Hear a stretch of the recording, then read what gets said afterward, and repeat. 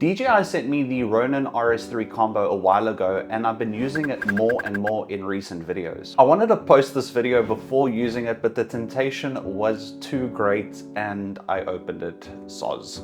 If we avoid temptation.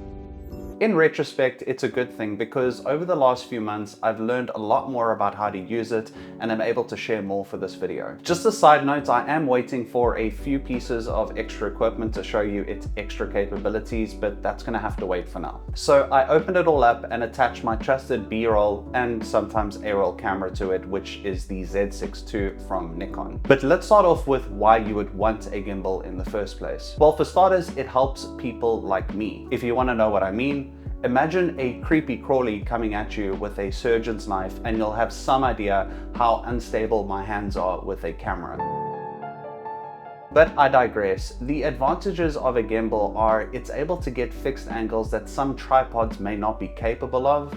You can obviously smoothly zoom if you have the right attachments. You'll have a lot smoother B-roll with mobile control, and you'll also have smooth motion B-roll when you're actually physically holding the gimbal and not resting it on a desk. To show you a working example, I have captured twice the PC that you see in front of you.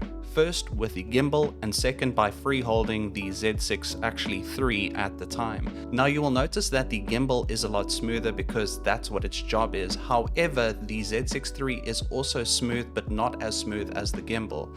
Now in hindsight, I should have done something a little bit more actiony like football or something, which I'm going to do to actually show the differences between the gimbal as well as free holding. And this is because when you're doing subtle movements like this, the Z6 III has built-in VR or vibration reduction, so it does tend to give smoother B-roll with slower movement, whereas the gimbal is going to give you better movement in any situation, but it's really going to come and shine when you're doing things like running or action shots. So these are the two examples, but I will give better examples as time goes by, and the next thing that I'm going to be doing is filming soccer or football to see how the gimbal does while running versus how the camera does while running, and I'll put it in a cage with a handle. Overall, it's really enhanced my ability, or rather my inability, to present more professional production. In the box, you'll find everything that you need to mount your camera, and it also comes in a trusty travel case, which you'll need if you are going to different locations. Now, you don't have to go for something as expensive as this unless you've got a camera like mine, in which you are going to need a gimbal like this.